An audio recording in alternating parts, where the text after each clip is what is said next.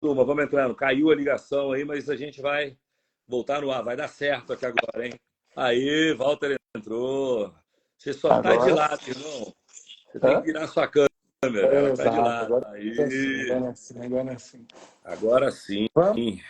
Vamos que vamos. Vamos que vamos. Turma, nós vamos falar de IA, de tecnologia, inteligência artificial, mas deu um bug aqui.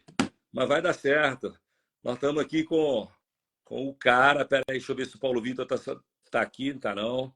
Paulo Vitor, na hora que ele entrar aqui, eu aceito ele. Seguinte, Exato. Walter. Turma, a ideia aqui é usar e abusar desse cara que manja tudo de inteligência. Todo mundo acha que inteligência artificial, que tecnologia, que digitalização vem um garoto de 20 anos falar. Só que, só que nós temos um monstro aqui. Você sabe, Lázaro, que eu estava hoje falando com um grupo de pessoas sobre inteligência artificial e o que é interessante quando a gente analisa é que é a primeira tecnologia que é utilizada, consumida e, de alguma maneira, iniciada antes pelos mais velhos do que pelos mais novos. E não aqui no Brasil, no mundo inteiro. É mesmo?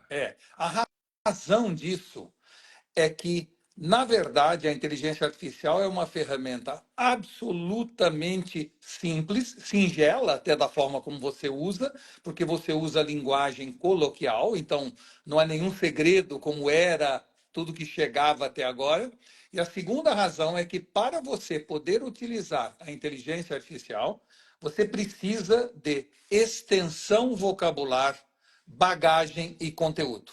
Se Show. você não tiver extensão vocabular, bagagem e conteúdo, não sairá o prompt ou o resultado que você buscava. Oi, Que Paulo.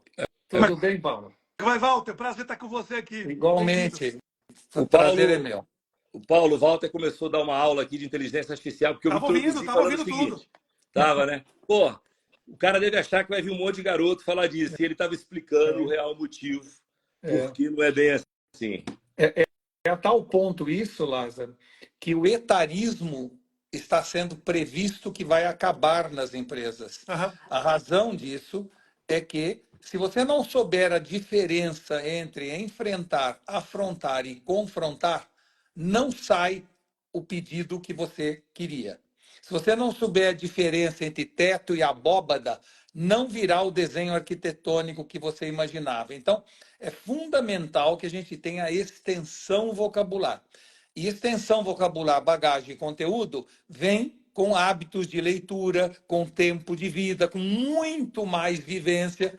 Por isso, para os mais velhos, a inteligência artificial é uma ferramenta mais simples de usar do que para as demais gerações. Paulo, eu vou falar, Walter, fazer um comentário aqui. Eu sempre falei o seguinte, cara, que é sabedoria para mim? Primeiro, você tem um conhecimento, você tem informação, você tem uma informação por aí. Tu pega essa informação, estuda ela, ela vira conhecimento, Certo. certo?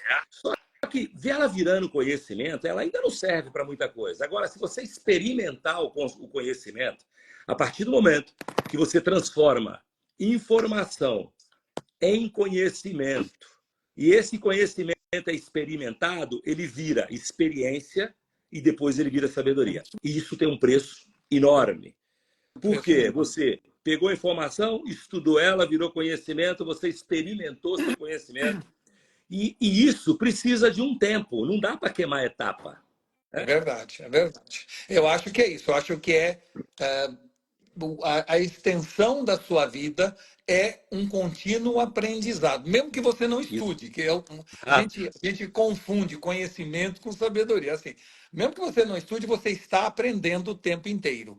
E esse aprendizado, eu vou dar um exemplo que é interessante. Outro dia eu pedi para o pessoal fazer um exercício de me desenhar no Midjourney um jantar com Cleópatra, porque eu sempre brinco que a imaginação me permite, neste momento, ir jantar com a Cleópatra e voltar. Então, em função dessa brincadeira, surgiu assim: vamos fazer um prompt e vamos ver quem faz o melhor prompt mostrando um jantar com Cleópatra.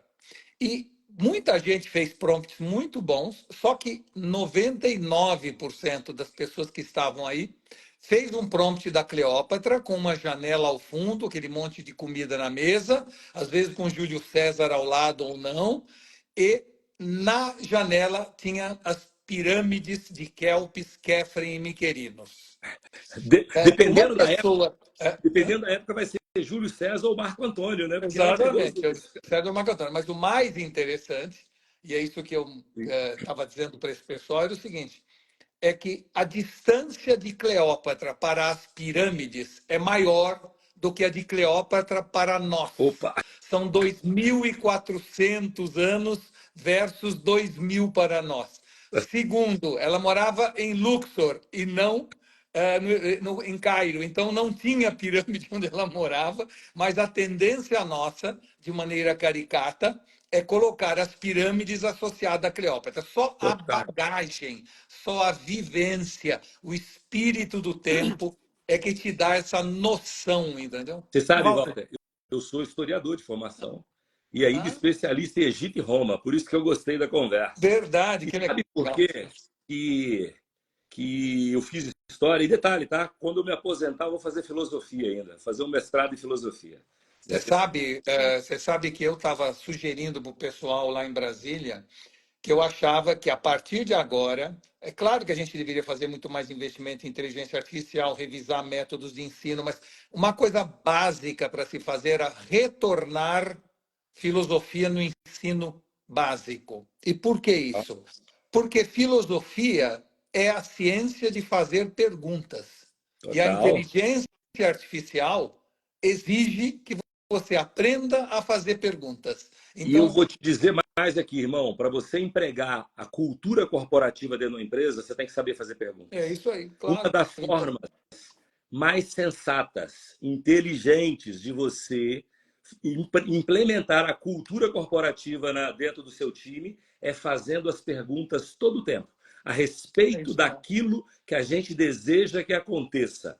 Perguntando sobre as atividades diárias do trabalho, sobre o planejamento estratégico. Então, perguntar é importante. Eu também 100% de acordo, irmão. É Walter, Lázaro, o deixa, método deixa, socrático. deixa eu só corrigir aqui que o Lázaro falou que ia fazer filosofia quando se aposentasse. E eu sei que tu não vai se aposentar, Lázaro. Então já Nunca. começa a estudar filosofia, porque, como tu fala várias vezes, eu vou me aposentar, sabe quando? Do caixão, né? Então, só corrigindo aqui o Lázaro, que eu sei que ele vai aí, a aposentadoria dele tá longe. Acho que nem vai acontecer essa aposentadoria É um dele. E, Walter, Mas, vou repetir aqui o que alguém falou, né? Que você é um ícone, e realmente você é Obrigado. um ícone, e me impressiona bastante, né? Eu acompanhei você e acompanho, e vi muito material você falando dessa pauta, né? Do que chamam de gestão 4.0, do que chamam de transformação digital. E veja bem, porque a maior crise que tem nas pessoas aqui são duas. Ou inteligência artificial é uma bobeirinha moda, ou o inverso. Vai substituir e vai deixar 1 milhão de pessoas desempregadas. O que você está dizendo é o seguinte: peraí. Pelo contrário, se as pessoas não tiverem repertório, vai ser muito difícil elas conseguirem extrair coisas da própria inteligência artificial. Porque para você poder fazer as perguntas certas, você tem que ter repertório. Até porque, vamos lá, o Google está aí, o YouTube está aí, tem muitas coisas que o Google e o YouTube já respondem há décadas. E as pessoas não sabem extrair do YouTube e do Google as perguntas certas. Você está dizendo, então, que na inteligência artificial é mais ou menos isso? É isso que eu É, entendi? mas eu acho que é isso mesmo, mas é mais do que isso. Eu acho que, primeiro, deixar claro para todo mundo que está nos ouvindo e conversando aqui conosco, na minha opinião, inteligência artificial não vai tirar o emprego de ninguém. Alguém usando inteligência artificial vai. Então, não se trata de um processo de substituição, e sim num processo de adição para multiplicação. Ou seja, daqui para frente, nenhum ser humano vai ser melhor do que uma máquina. Isso é verdade. Mas nenhuma máquina vai ser melhor do que o ser humano com uma máquina. Esse processo de adição é que trará o futuro para quem quiser ter sucesso. A segunda coisa é que, definitivamente, o ser humano precisa voltar a alguns hábitos e a uma consciência da necessidade da ginástica cognitiva. Então, eu vou dar um exemplo paralelo a isso. Há 100 anos atrás, inventaram o automóvel, nós acabamos ficando pessoas mais sedentárias, não caminhamos mais para ir ao trabalho ou à escola, não é? Isso gerou, claro, um enorme conforto para todos nós. Eu ter uma câmera de ré no meu carro faz com que eu não tenha que virar nem o pescoço. Isso tudo é muito bom, mas traz um subproduto perigoso que é o sedentarismo. Então, a sociedade, 100 anos depois da invenção do automóvel, já entendeu a necessidade de pegar um carro, ir até uma academia de ginástica, subir na esteira e fazer 1 hora de ginástica. Por que, que nós chegamos a essa conclusão? Porque nós entendemos que daqui para frente o sedentarismo que foi gerado pelo conforto passa a ser perigoso para a nossa saúde. Da mesma forma, nós deveríamos, neste momento, estar entendendo que a máquina de calcular tirou a nossa necessidade de calcular, o celular tirou a nossa necessidade de guardar todos os números de telefone na cabeça, a necessidade de buscar conhecimento está hoje tudo no celular, numa biblioteca da Alexandria. Então, tudo isso é maravilhoso, mas ele traz um subproduto de uma indigência cognitiva crescente, que vai obrigar todos nós, da mesma forma que ficamos 1 hora em cima de uma esteira, a ficar 1 hora por dia em cima de um livro. Se não tivermos o exercício mental, o exercício cognitivo, com a mesma necessidade do exercício físico, nós teremos um futuro de inteligência artificial e burrice humana, o que é ruim, né? E não vai levar a sociedade para um bom caminho. Cara, eu estou 100% de acordo contigo. E eu ainda costumo falar que toda tecnologia, vamos colocar assim, eu vou implementar um RP na minha empresa. Um RP é um sistema burro, porque se dependendo da informação que você põe, ele reprocessa o erro. É isso. Porque sabe dizer se aquela informação está correta ou está errada. Então, toda tecnologia necessita do input humano e ela não vai substituir esse input nunca. Não. Tem gente que fala assim, se eu botar processo e metodologia e sistema na minha empresa, eu preciso de menos gente. Eu preciso de mais gente qualificada. Mas eu sempre vou precisar de gente. É isso. E o que você está me dizendo é o mesmo caminho com a inteligência artificial. E não só é o mesmo caminho, Lázaro, como é mais do que isso. Daqui para frente, já que todo mundo vai estar absolutamente acessível à tecnologia, já que a tecnologia vai permear qualquer organização de qualquer tamanho pela facilidade e pelo custo que está cada vez mais baixo, o que vai fazer diferença daqui para frente é o ser humano. Quanto mais digital for a sociedade, mais diferença vai ser valorizada pelo lado humano. Então, empatia, consciência, moralidade, olho no olho, são os valores humanos que vão prevalecer. Ou seja, em terra de robô, quem tem coração é rei. Porque é isso que vai diferenciar uma empresa da outra, entendeu? Então, eu acredito muito na valorização dos sentimentos e da qualidade humana dos nossos soft skills, quanto mais a tecnologia penetra na corporação. Você sabe, cara, que as pessoas veem o meu jeitão, né? Veem o que eu faço hoje, eu pego empresas ruins e transformo em boas, faço turnaround, todo mundo acha que é só o hard skill. E eu vou dizer o seguinte, quanto mais alto você tem o nível, mais importante é você tocar e mover as pessoas. É isso mesmo. Então, a diferença é aí. Você sabe, você foi CEO de empresa durante anos e anos da sua vida, como eu. E quanto as pessoas acham, não, o hard skill é importante você. A técnica é muito importante, porque o asfalto tem que estar liso. O asfalto tem que estar bom para você pilotar. Mas quanto mais você sobe, mais é gente culturalmente preparada, capaz de mover as pessoas. É gente que move gente e gente culturalmente preparada. E eu acredito para a vida. E você sabe que eu acho que o termo CEO não necessariamente significa Chief Executive Officer. Significa uma pessoa dotada de curiosidade, entusiasmo e otimismo. Daí a sigla CEO. Ou seja, se eu não tiver curiosidade no momento em que tudo muda o tempo inteiro, eu não vou poder liderar ninguém. Se eu não tiver entusiasmo, porque a mudança incomoda e só o entusiasmo gera resiliência para você continuar mudando. E se eu não tiver otimismo para ter a capacidade de inocular ao meu redor a visão positiva do futuro, eu não serei um bom CEO. Então, eu acho que a sigla CEO significa curiosidade, entusiasmo e otimismo.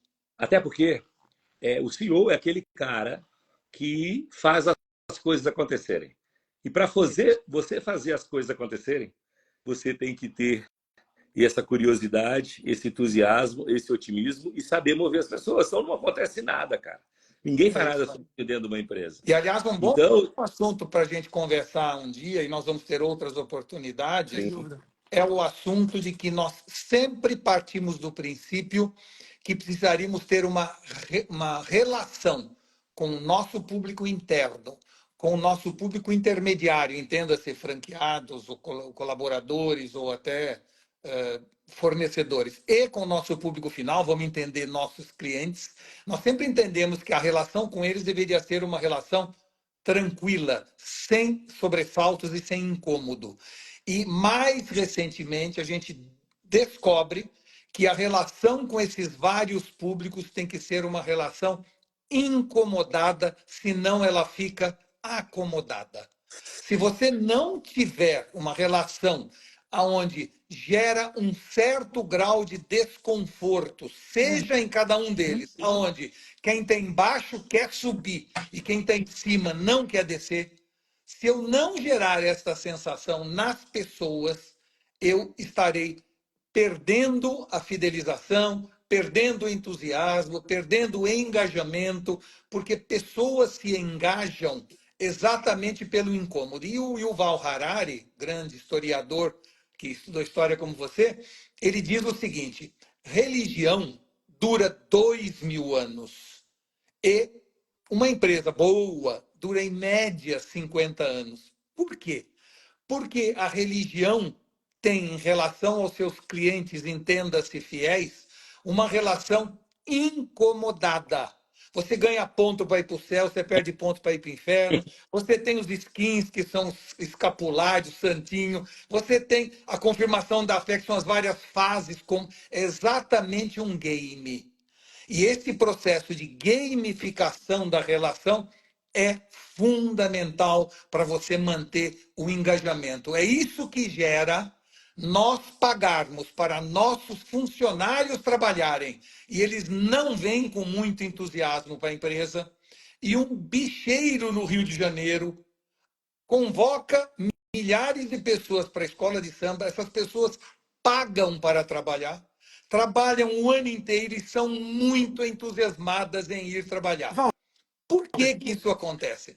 Porque, no fundo, ele conseguiu criar uma relação gamificada. Eu estou na ala 2, quero ir para a ala 3, eu tenho ganhado a Portela do Salgueiro, eu tenho uma gamificação no processo, isso gera um incômodo, incômodo que tira o marasmo e leva para a dinâmica. E essa dinâmica ela é fundamental. E o mundo digital, a inteligência artificial, permite agora que a gente crie relações gamificadas, utilizando nossos neurotransmissores, serotonina, dopamina, ocitocina, para gerar esse incômodo positivo. Então, hoje, se eu sou um cacau lover e eu entro num shopping center, alguém me fala, vamos tomar um café? Eu posso ir no Starbucks ou na Cacau Show. Claro que eu posso. Mas se eu não for na Cacau Show, eu vou estar incomodado porque não vou ganhar pontos por ser um cacau lover. Esta relação é que faz eu viajar mais de TAM do que de Gol ou Azul. São esses incômodos positivos que geram essa conexão e esse engajamento. Walter, nessa parte do acomodado que você falou, eu vejo muito isso, tá? Nas empresas que a gente está, tem muito empresário que está acomodado. Essa geração mais nova, ou seja, quem já está nascendo no digital, na era da transformação digital, ele já está mais entusiasmado porque ele está meio ali, né? Nasceu nativo nessas coisas, né? Ele já está olhando de outra forma porque ele não está num processo de mudança daquilo que ele estava acostumado. E cada vez mais, o que funciona hoje não funciona amanhã. Isso sempre foi assim, só que cada vez esse intervalo está mais rápido, está mais curto.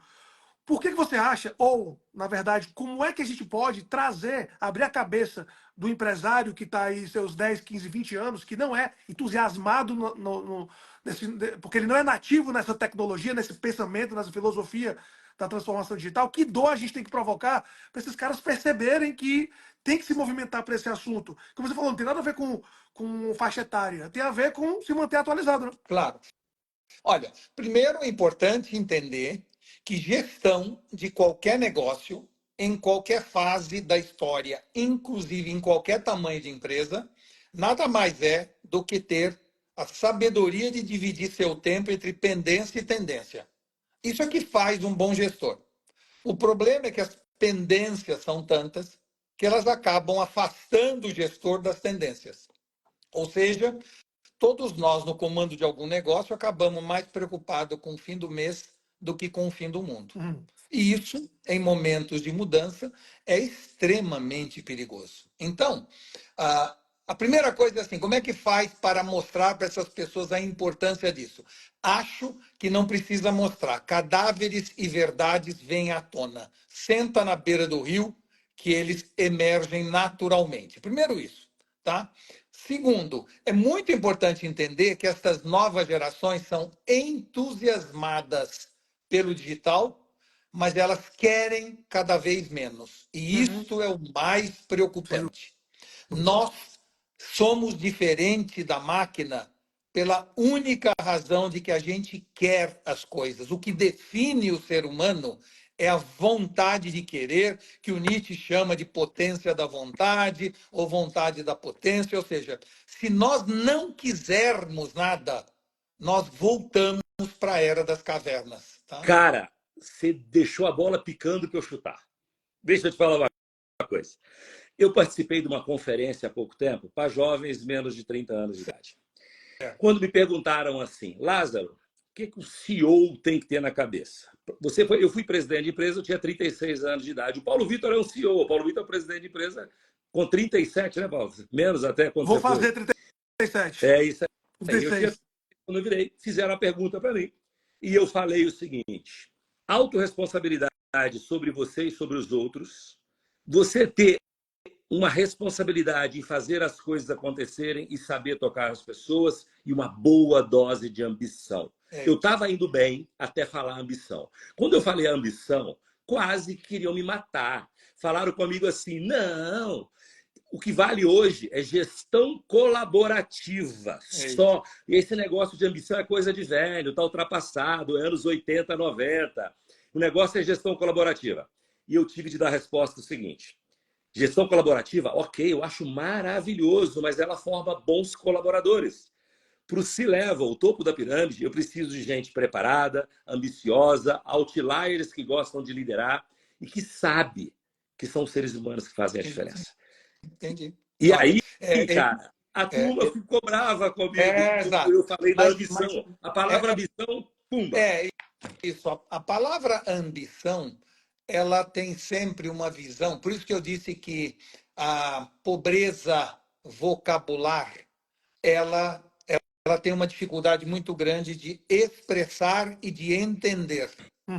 Então, é assim, ambição, eu posso ter ambição de salvar o mundo. Eu posso ter ambição de escrever um livro. Eu posso ter ambição de querer ajudar as pessoas em Porto Alegre e pegar um ônibus, ir para lá e ficar. Ou seja, ambição não necessariamente significa ser presidente da empresa, ser rico, ter um carro de último. Não, não é isso. Mas as pessoas estão tão indigentes em matéria de extensão vocabular que elas vão, de certa maneira, reduzindo o sentido das palavras e julgando pessoas de maneira preliminar por alguma das palavras que essas pessoas emitem. Então, eu estou dizendo o seguinte, eu não tô nem, vamos dizer assim, ambição ou vontade, vamos chamar vontade, que é uma palavra mais deglutível por eles, né? Foi a vontade que fez pessoas se jogarem em 1500 no mar desconhecido porque eles queriam saber o que tinha do outro lado do mundo. Ou seja, ambição é o que moveu o mundo desde o tempo das cavernas. No século XVII havia na Inglaterra uma loteria cujo prêmio era: você pode passar uma semana com cientistas na Real Academia de Ciências de Londres. era tal a vontade de saber as coisas que as pessoas compravam um bilhete de loteria para ter acesso ao conhecimento. Hoje a gente tem uma biblioteca de Alexandria no nosso bolso e não quer saber porra nenhuma. Exato. Então, isto é que é o problema. Não tem nada a ver com eu quero subir na vida, porque para muita gente subir significa uma coisa e para outros significa outra coisa. É. Então, essa nova geração que está disposta a mudar o mundo, mas com preguiça de arrumar o quarto, eles têm uma enorme dificuldade de expressar sua vontade. Isso tem a ver, e um dia a gente conversa mais sobre isso, sobre o papel da propaganda, a minha área de atuação. A propaganda até o ano 2000 era uma propaganda aspiracional. E no ano 2000, ou lá pelo ano 2000, a gente tomou a decisão, pelo politicamente correto, pela pressão das massas, a ser uma propaganda identitária. E o mundo da propaganda, que antes falava, se você fumar tal cigarro, você alcança o sucesso. Se você tiver essa margarina em cima da mesa, seu café da manhã vai ser o café da manhã dos sonhos, com o marido romântico e as crianças felizes.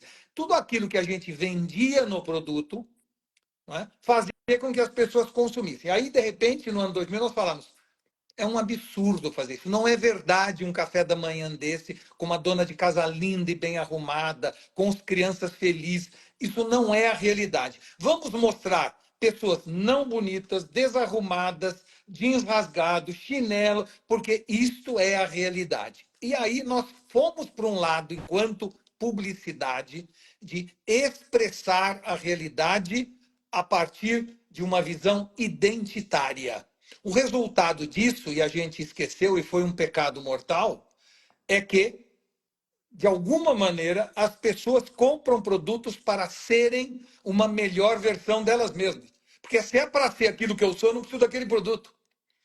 Então, de repente, a propaganda deixa de funcionar ou perde sua eficiência, apesar de um maior engajamento das pessoas. Sim. Eu estou me vendo naquele café da manhã, como é meu café da manhã? A criança está correndo para a escola, o marido lendo jornal, não prestando atenção em mim. Isso é verdade, realmente. Só que aí eu não preciso comprar essa margarina, porque não vai mudar nada. Então, na hora em que eu passei do aspiracional para o identitário, eu perdi a potência da vontade. Legal. E a partir daí.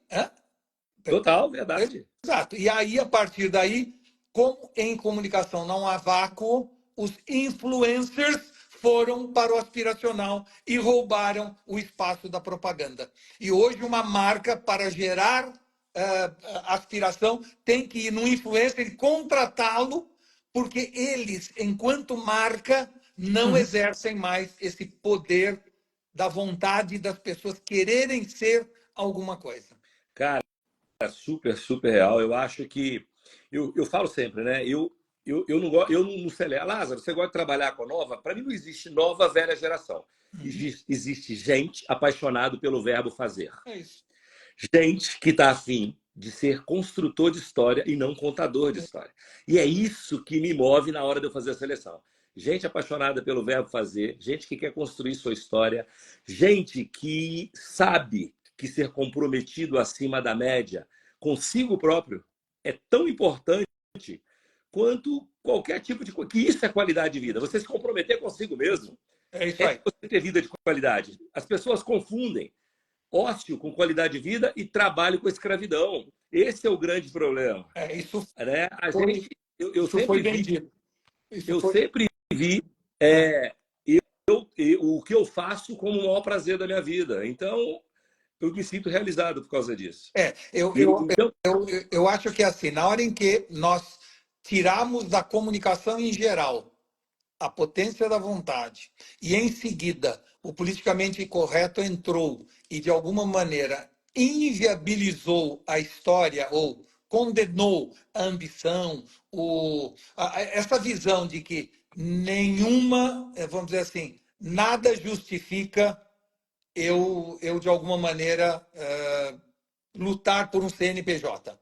Né? Ou seja, as pessoas entenderam que nenhum CNPJ vale um AVC. E deixa eu dizer, estão certos, não vale mesmo. Certíssimo. Não vale mesmo. Ou seja, se para você ser um bom executivo te avilta, não seja, mas seja alguma coisa. Ou Isso, seja, tu já ouviu num post um negócio assim, você é de propósito ou sem querer? Uma frase maravilhosa. Ou seja, maravilhoso. para que você existe? Se você acha que existir, você tem um propósito que é diferente do meu, havia o Donald Trump e havia a Madre Teresa de Calcutá, mas ambos querem, Exato. ambos almejam, ambos desejam. O que você não pode é não querer. E, e Entendeu? ambos realizaram cada um Claro, na sua área. claro. Exato. Ambos